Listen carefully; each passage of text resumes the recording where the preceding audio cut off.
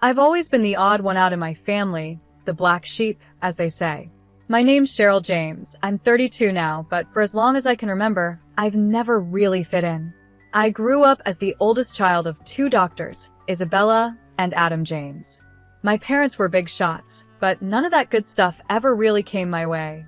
All the attention and perks were reserved for my younger twin brothers, Scott and Charles. The moment those two were born, it was like I became invisible to my parents. At first, it was little things like them getting a bigger slice of cake or newer toys. But as we got older, it became worse and more obvious. I'll never forget my 12th birthday. I had been hinting for ages about this art set I saw in a shop window, not anything fancy, just a simple kit with some decent paints and brushes. When my birthday finally came, I was so excited to open my one present. But what did I find? A math workbook. By the time I hit my teenage years, the favoritism was right in my face. Family trips were always based on what the boys wanted. If Scott wanted to go skiing, we'd be off to the slopes. If Charles got into surfing, it was straight to the beach. My ideas were always dismissed or ignored. Then came the whole college application process, still a sore subject. At 18, I fell in love with art restoration. I spent hours at the local museum, asking the staff a million questions about how they repaired old artwork. When I mentioned studying art restoration in college, my mom acted like I'd said I wanted to run away and join the circus. Art restoration? She laughed. Cheryl, be serious. That's not a real job. Scott even chimed in with a smug grin. Yeah, Cheryl. Why don't you do something useful, like becoming a doctor? The look of pride on my parents' faces when Scott said that I'd never seen them look at me like that. Even though my family wasn't on my side, I was determined to follow my passion. When college acceptance letters started arriving, I was thrilled to see that I'd been awarded a scholarship for art restoration. I ran into the kitchen, waving the letter around, practically shouting, "Mom, Dad, I got a scholarship." My mom barely glanced up from her medical journal. "That's nice, honey," she said. "Did you hear the boys got perfect scores on their SATs?" The day I left for college felt worlds apart from the day the twins left 3 years later. I packed up my old laptop and my clothes from the thrift store, getting ready to catch the bus to my not-so-fancy state school. My parents were too busy with their work to even give me a ride to the bus station.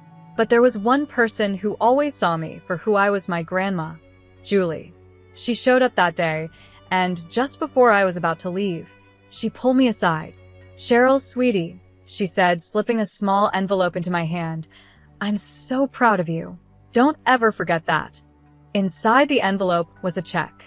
It wasn't enough to change my whole life, but it was enough to make things a little easier. But more than the money, what really mattered was that she noticed me. That meant everything. College was a bit of a mixed experience for me. On one hand, I was finally free from always being compared to Scott and Charles.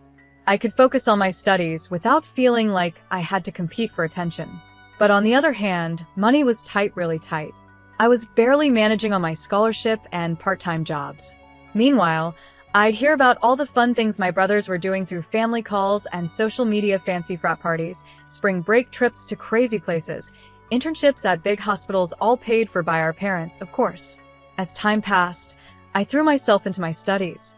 Art restoration became more than just a job I wanted. It became my escape, my happy place. There was something so satisfying about bringing beauty back to old, forgotten pieces, about revealing the hidden potential under layers of dirt and damage.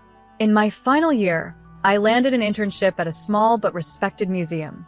The work wasn't glamorous, it was mostly cleaning and organizing, but it was a step in the door, and I was thrilled. When I called home to share the good news, my mom's response was exactly what I expected, barely interested. "Oh, that's nice, dear," she said, sounding distracted. "Did you hear about Scott's research paper? It's going to be published in a major medical journal." I held back a sigh. "That's great, Mom. Listen, I was thinking of coming home for a weekend soon. Maybe we could." "Oh, I'm not sure that's a good idea," she cut me off quickly. "Your father and I will be really busy. We're helping the boys with their research papers, you understand, right?" As I hung up the phone, that familiar mix of anger and hurt started building in my chest again. But this time, There was something different, a small spark of defiance, of determination. I looked around my small dorm room, art books stacked on my desk and a half-finished restoration project taking up most of the floor. This was my world now, a world I had built on my own despite everything. Forget them, I muttered to the empty room. I don't need their approval. But even as I said it, deep down I knew it wasn't true. A small part of me still wanted my parents to notice me, still hoped that one day they would see who I really was. Graduation came and went without much attention from my family. My big day was celebrated with a quick dinner at a chain restaurant. "So, Cheryl, what's next?" Dad asked, barely looking up from his menu. I straightened up and tried to sound confident. "I actually got a job offer from a museum in Los Angeles." Dad frowned. "I don't know, Cheryl. Los Angeles is expensive. How much does this job pay?" I felt my face get hot as I mumbled the not-so-great starting salary. The disappointment on their faces was hard to miss. The rest of the dinner was a blur of subtle criticism and more comparisons to Scott and Charles's academic success. As we were leaving the restaurant, Grandma Julie pulled me aside. "Don't let them dim your light, my dear," she whispered, slipping another small envelope into my hand. "Go to Los Angeles and chase your dreams." Inside the envelope was a check just enough to cover my first month's rent in the city. I hugged her tightly, trying not to cry. The next few years were a whirlwind. I threw myself into my work, slowly making a name for myself in the art restoration world. During this time, I met John. He was a struggling graphic designer with a kind smile and an infectious passion for his work. We clicked instantly over our shared love of art and our experiences as underdogs in our fields. After dating for a while, I decided it was time for John to meet my family. From the moment we sat down, it was clear my parents had other plans. They fired question after question at John, each one more intense than the last. "So, John," Dad began, trying to sound casual but failing, "what are your long-term career prospects?" John shifted in his seat, clearly uncomfortable. "Well, I'm building up my client base. It takes time, but I'm making progress." Mom jumped in. "And your income? Is it enough to support a family?" My face flushed with embarrassment. "Mom, that's not," but John squeezed my hand under the table. "It's okay, Cheryl," he said calmly. "I'm not where I want to be financially yet, Dr. James, but I'm working hard to get there." The interrogation continued throughout dinner, and with each question, it was clear my parents weren't convinced. I could see John's confidence dropping and my own anger rising. As we were leaving, Mom pulled me aside. "Cheryl, honey, I know you think you care about this boy, but you need to be realistic. You've already picked a tough career path. Don't make it harder by being with someone who has no future." "Mom," I whispered, shocked at how blunt she was. Dad stepped in too. "Your mother's right, Cheryl. You need to think about your future. John seems nice, but is he really good enough for you? You could do so much better." I stood there, speechless, as all the frustration I had bottled up for years nearly boiled over. How dare they judge John? How dare they dismiss my choices once again? As John and I started planning our wedding, reality hit us hard. Our savings were pretty small, barely enough for a simple ceremony. One night, after staring at budget spreadsheets for hours, I decided to ask my parents for help. Maybe they'd want to contribute.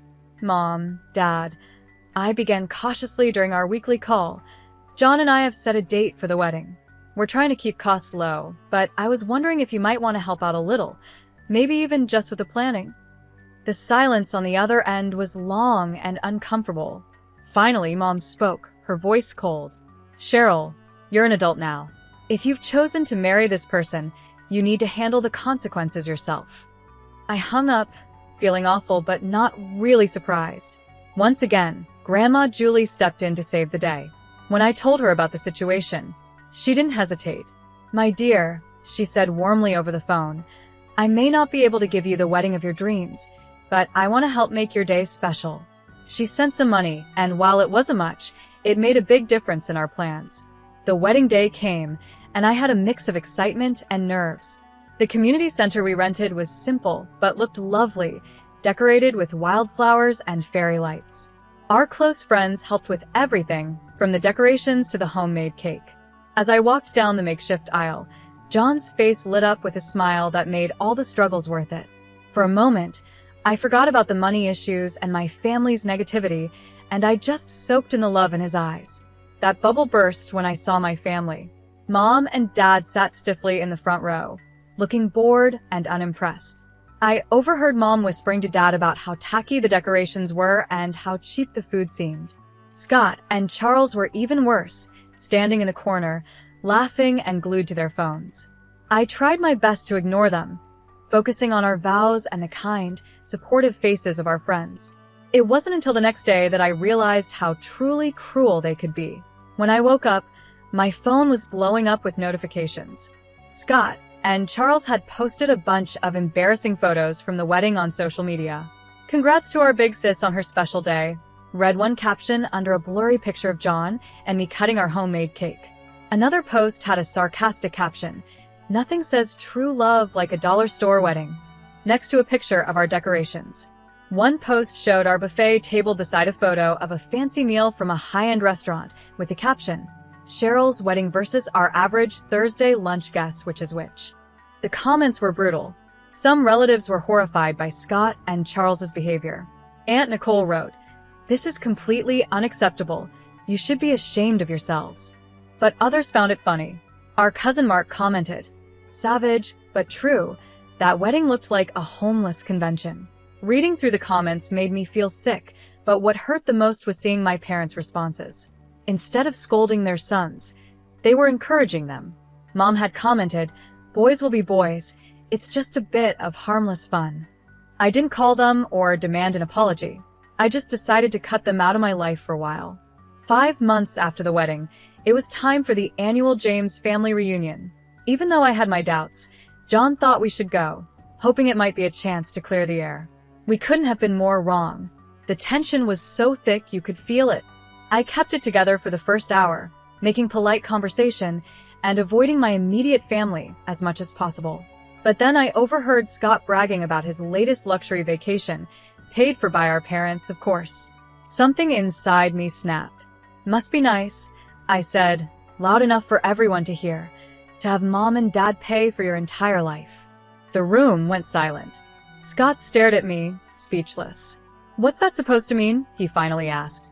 "You know exactly what it means," I replied, all the frustration I had buried for years boiling over.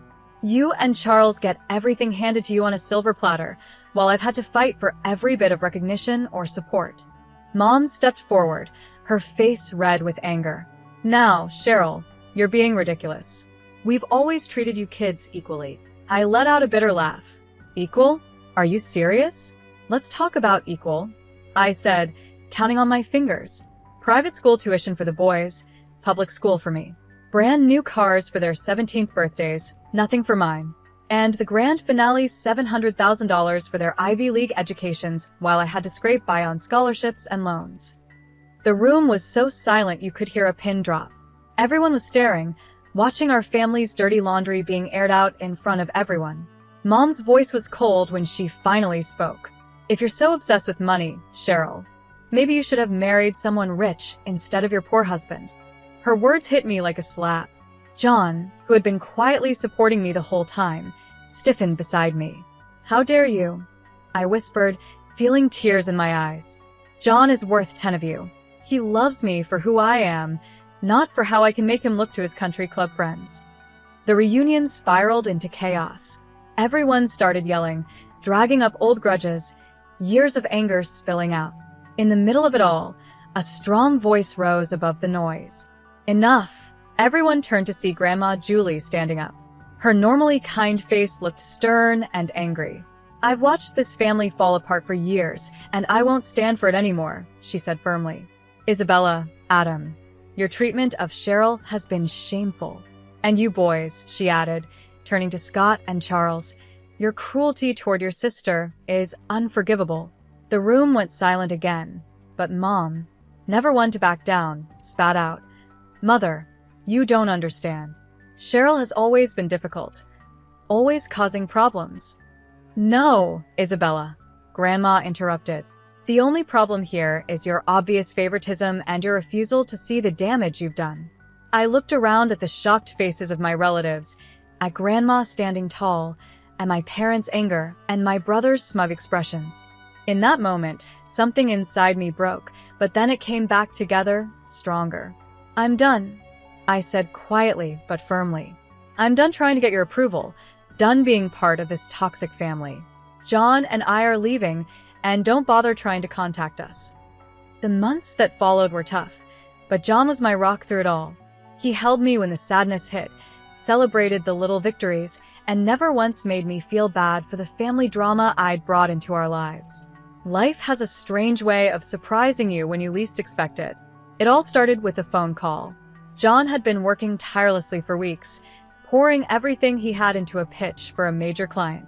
The call came on a sunny Thursday morning. I could tell from the look on John's face that something big had just happened. "We got it," he whispered, barely able to speak. "Cheryl, we got the contract." The next few months were a whirlwind. John's small design firm blew up overnight, and that big client opened doors we never thought we'd see. Suddenly, we weren't just getting by anymore, we were doing really well. But with all that success came an unexpected problem. My phone started lighting up with notifications.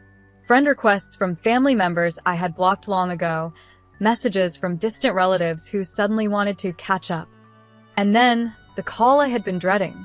"Cheryl, sweetheart," my mom's sugary sweet voice came through the line. "We heard the wonderful news about John's business. We always knew you two would make it." The calls kept coming. My father chimed in, saying how proud they were and how they'd always believed in us. I sat there, stunned and getting angrier with every lie. "We'd love to see you," Mom chirped. "Maybe we could have dinner and celebrate your success as a family."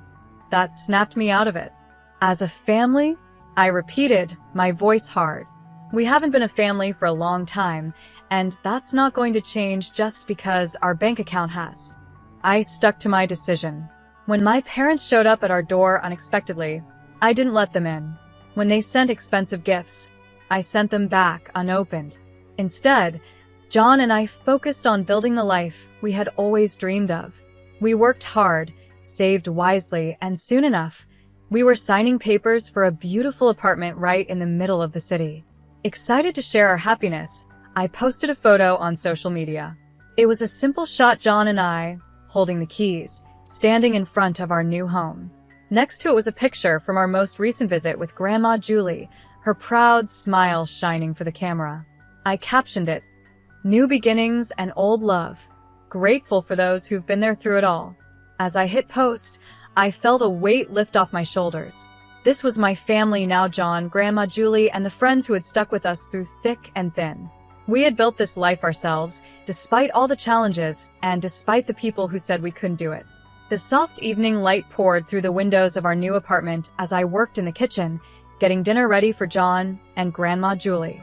It was our first real family dinner in the new place, and I wanted everything to be perfect. Suddenly, there was a loud, aggressive pounding on the front door that shattered the peace. "Cheryl, open up. We know you're in there." My blood ran cold. I recognized those voices anywhere, Scott and Charles. Before I could react, the door burst open, and my brothers stormed in, their faces twisted with anger. I barely had time to see John jump to his feet before Scott was in my face, jabbing his finger at my chest. "You manipulative little," he snarled. "We always knew you were playing the long game, but this is low, even for you." I stumbled back, shocked by the venom in his voice. "What are you talking about?" I asked. Charles laughed, a harsh, mean sound. "Don't play dumb, Cheryl. We saw your little social media post, showing off your new apartment, posing with Grandma. You think we can't figure it out?" It hit me what they were accusing me of. "You think Grandma bought us this apartment?" "We know she did," Scott spat. "You've been playing the poor, neglected child for years, worming your way into her good graces. Now you've tricked her into making you the sole heir." Anger surged through me, and I stood taller. "You have no idea what you're talking about. John and I bought this apartment with our own money we worked hard for." Charles sneered, his eyes darting around the room. "Right, sure you did. Where's the old bat anyway?" Hiding her so we can't talk some sense into her? She should be in a cemetery by now. I can't wait for her to kick the bucket so I can sell her house and live it up. The room went deadly silent. For a second, I thought I had imagined those awful words. Then a quiet voice came from the doorway of the guest room. So, this is how you really feel about me? All heads turned to see Grandma Julie standing there, her face a mix of shock and disappointment. The color drained from Scott and Charles's faces as they realized she had heard everything. Grandma, Scott stammered. We didn't mean. Julie raised her hand, stopping him. I've heard enough, she said, her voice calm but firm. Now I understand who truly values me and who sees me as just a meal ticket. Her words gave me the strength to speak. I think you both need to leave now. For a moment, it looked like they might argue, but one look at Grandma's hurt yet resolute face made them back down. They slunk toward the door, muttering weak excuses. The aftermath of that evening hit like a storm. My phone wouldn't stop buzzing, filled with calls and messages. Each one reminded me of the mess that had blown up. Mom's name flashed on the screen for what felt like the 100th time, and against my better judgment, I considered answering. I answered the call. Cheryl. Mom's voice was sharp, not sounding like a mother at all. You need to fix this. Your grandmother is furious with the boys. You need to smooth things over and tell her it was all a misunderstanding. I let out a bitter laugh. A misunderstanding? They broke into my home and said they couldn't wait for her to die so they could sell her house. How is that a misunderstanding? They didn't mean it. Dad jumped in, clearly on speakerphone. You know how the boys can be, they were just upset. Upset about what? I challenged. That John and I bought an apartment with our own money? That Grandma loves me. Mom's voice turned sweet, but fake. Sweetheart, we know you've always felt left out, but you need to think about what's best for the family. Your brothers deserve that inheritance. Don't be selfish. Something inside me snapped. Years of frustration and pain boiled over. Selfish? You're calling me selfish? After years of favoritism, ignoring my achievements, and treating John and me like we don't matter? Now, you have the nerve to ask me to give up an inheritance I never even asked for. Cheryl, now hold on, Dad began, but I cut him off. No, I'm done. I'm done with the guilt trips, the manipulation, all of it. Don't call me, don't text me, and don't come to my door. We're through. Over the next few days, I blocked their numbers, along with Scott and Charles's. It was painful, like cutting off something rotten, but it was necessary for my healing to begin. As the dust settled, I found myself surrounded by a different kind of warmth. Grandma Julie, now fully aware of the family dynamics she had long suspected, became an even bigger part of our lives.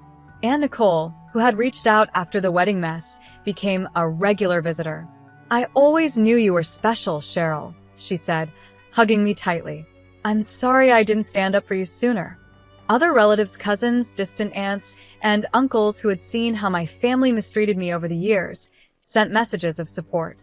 It felt like a veil had been lifted, allowing real relationships to grow where before there had only been obligation.